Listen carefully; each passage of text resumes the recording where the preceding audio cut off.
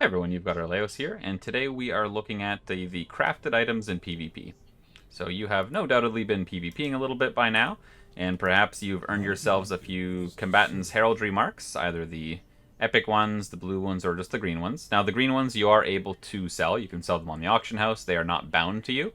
But as far as the blue and the epic ones are, for the 639 and 626 item level PvP items, those are bound to you. So if you've gotten some of those and you're wondering how do I turn those into gear, we are going to talk about that right now. So I am here at the PvP vendor in Dornogal. So we've got it up on my map right here. If you need to purchase more of them, you can exchange your conquest or your honor for these particular marks from the vendor Hotharn. So once you've obtained a few marks, all of these items are made through the crafting order. So if you're not a crafter yourself who can make these, we are going to use the crafting order people to get it made. So it is right next to the auction house. Again, going to zoom in on my map right now. This is where we are looking at to submit our crafting orders. So first thing we want to do is click on the clerk outside, and you need to find what item you'd like to make. So I'm a plate wearer right now. I'm going to select plate. If I search everything, these are all called Algari. So I'm just going to search Algari. These are all of the different armor pieces that can be crafted. Let's take a look at Waist Guard as an example here. So this is your crafting order window. You can set it to public order by default. You do have to provide all the materials. And the optional reagent here for the competitor's heraldry, this is where you're going to put in your forged aspirants or your forged gladiator's heraldry. This is going to determine the PvP item level of your craft. So let's go ahead and pick the green one because that's all I have right now.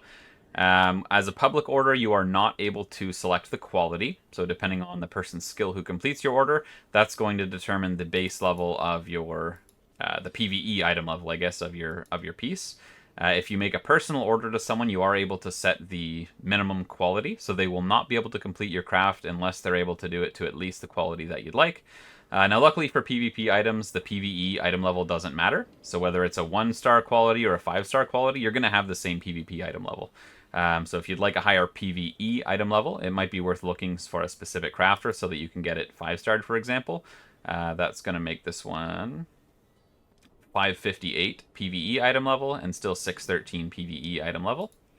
Versus a 2-star would be 548 item level to a 613 item level.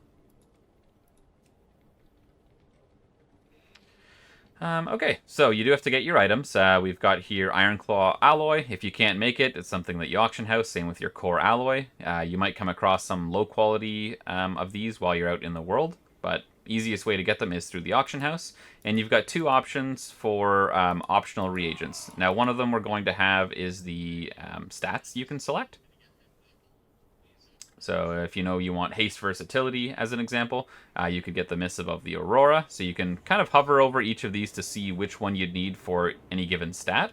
And then you can select your secondary stat, or you can just not pick one at all and roll the dice. There'll be random stats assigned to it. But you do want to pick a missive if you'd like to select your stats. So again, pick which 2 stats you'd like, maybe write down the name of that missive, and go to the auction house and purchase it.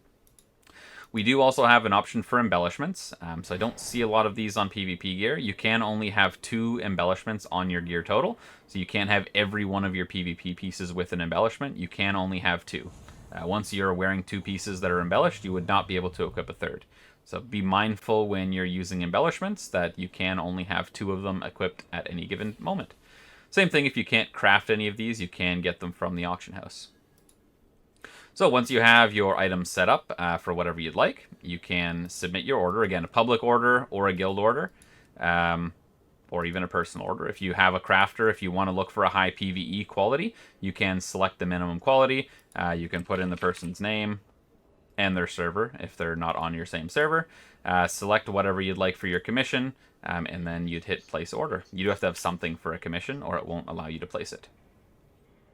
Now, once this is placed, if you make a public order, it's going to go to the public orders and it's going to wait for someone to craft it. Same thing if you send it to someone personally.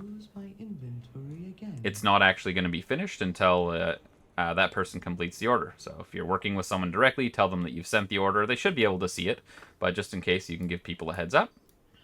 Once it's crafted, it will go to your mailbox. So you'd have mail letting you know that your item has been crafted, and you can loot it and then equip it. And if you're picking either the 626 or the 639 item levels, they do become bound to the character that's requesting them. If you're crafting the green ones, they are BOE and they can be resold. But for the blue and the epic ones, 626 and 639, they are bound to you. So once you have them made, they are only available to that specific character. All right, well, I hope that has answered some questions. I've had a lot of people asking lately how they make their PvP gear, and this is how you do it. So I appreciate you guys a lot. If you did find this helpful, please like and subscribe, and stay tuned for some more videos on crafting.